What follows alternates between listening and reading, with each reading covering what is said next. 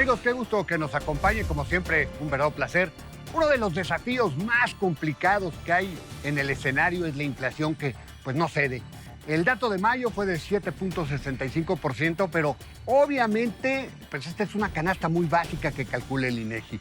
El golpe del alza de precios para todos es mucho más alto, solo hay que verificar los tickets del supermercado. Y de hecho la canasta básica en lo que es productos alimenticios, según el Grupo Consultor de Mercados Agrícolas, trae un incremento del 13.9%. Obviamente todo sube, incluida la carne, que es un producto que en estas épocas suele limitarse o de plano sustituirse. Obviamente la industria hace hasta lo imposible para que no suceda. Esta noche nos acompaña Ernesto Hermosillo Seifert, quien es el presidente del Consejo Mexicano de la Carne. ¿Qué tanto se verá afectado el rubro cárnico con la fuerte inflación que vivimos? ¿Qué mejoría se ha dado en el tiempo en el consumo de este producto tan nutritivo? Lo invito a que nos acompañe. Y Ernesto, muchísimas gracias. Te agradezco mucho el que nos hayas permitido platicar unos minutitos hasta allá, hasta tu tierra, ya hasta Chihuahua. Muchísimas gracias, Alberto, a ti y a todo el auditorio y con muchísimo gusto aquí estamos a la orden. Pues Ernesto, el tema inflacionario nos ha pegado a todos. ¿Qué tanto le está pegando a la carne? ¿Qué tanto se ha disparado a la carne? ¿Y qué tanto va a afectar el consumo de la carne? Gracias. Mira, pues definitivamente no estamos exentos a lo que está sucediendo.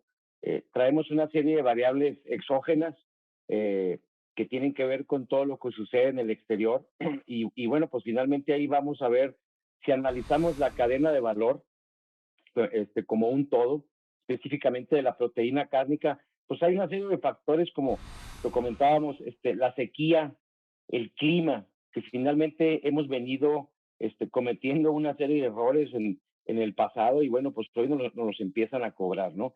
El tema de tener menos agua para ciertos cultivos, climas adversos en ciertas regiones altamente productoras, pues nos hace que haya menos productividad y menos disponibilidad, en este caso, pues de granos o de semillas. Esta es una variable importantísima que no podemos dejar de lado.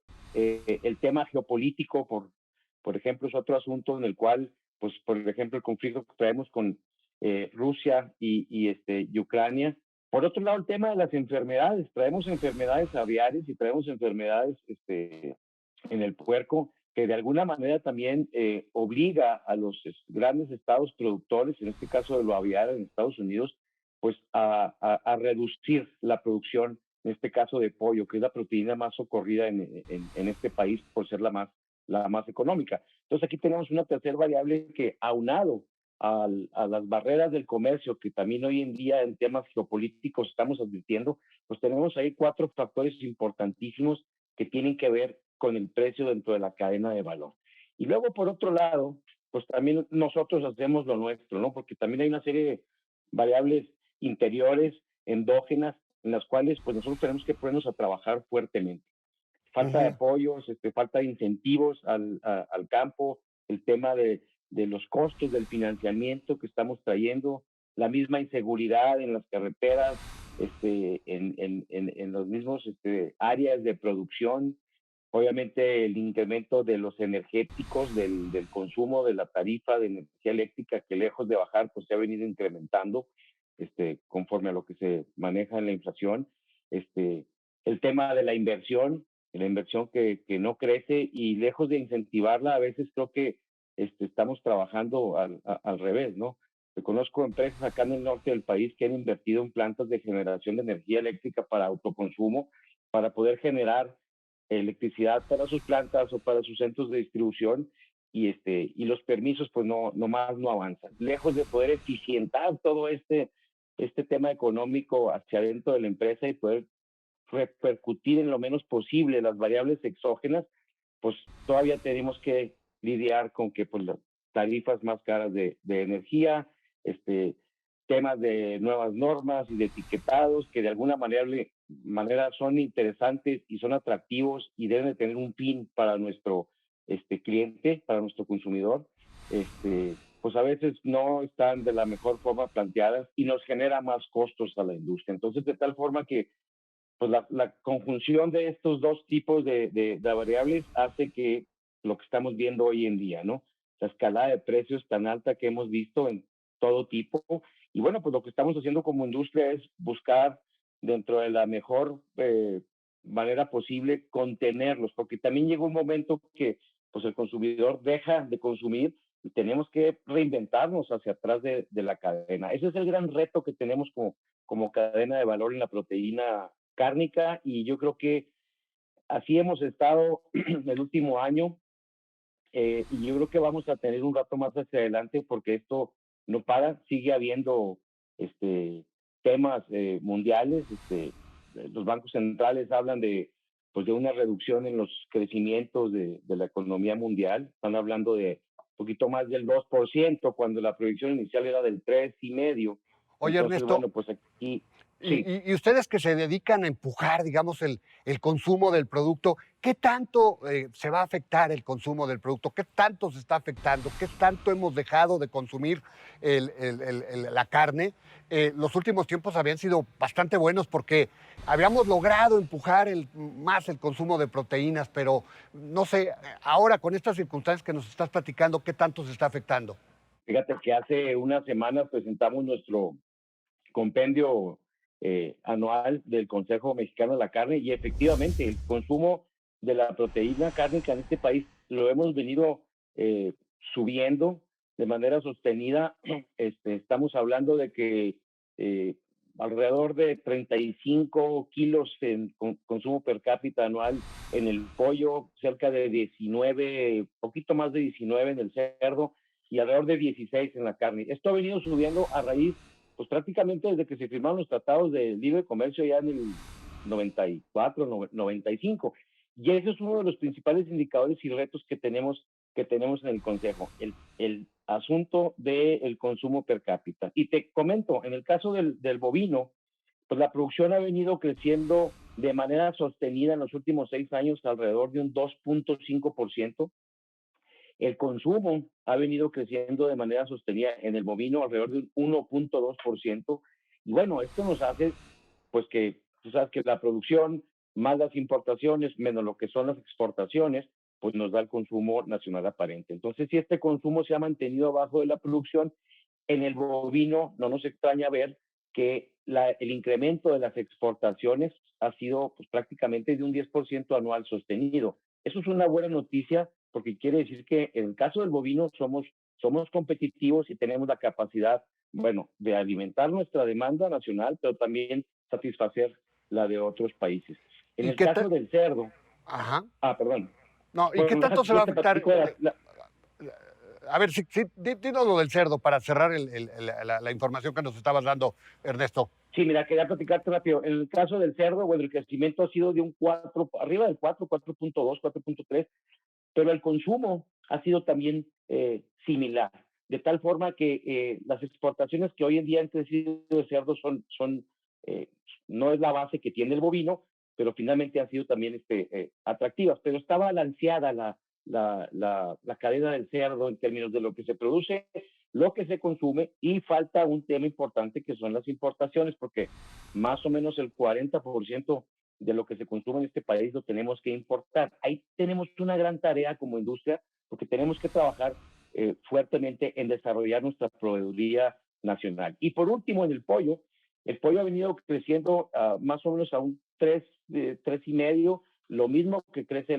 el consumo. Es una proteína que es muy demandada en este país, pero las importaciones se han venido reduciendo porcentualmente un poco. Acá nomás importamos alrededor del 20% de lo que se requiere en el país.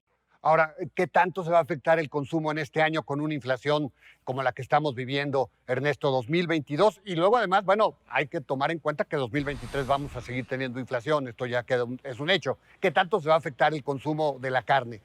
Cerdo, pollo, la carne de res, ¿qué tanto se va a afectar? Pero la carne de res en estos primeros 4 meses del año se ha visto con una reducción en el consumo. Obviamente tiene que ver con el tema de los precios. Traemos una variación más o menos de un 3% hacia abajo, comparando lo que es enero-abril del 21 contra enero-abril del 22. Estas son cifras que nos da GCMA.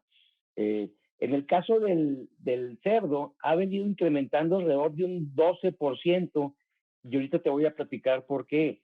En el caso del pollo, prácticamente se ha bajado ese crecimiento en el consumo que habíamos tenido en años anteriores. Ha sido tal el incremento que de alguna manera la gente está cambiando y dice, bueno, pues si antes me alcanzaba lo mismo, ahora también puedo tener acceso a consumir proteína de porcino.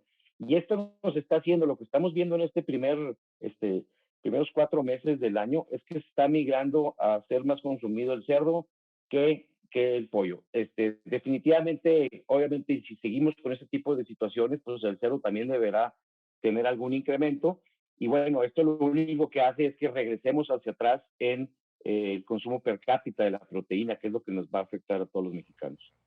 Y digamos, bueno, hay fórmulas, ¿no? Eh, digamos, podríamos implementar, ¿no?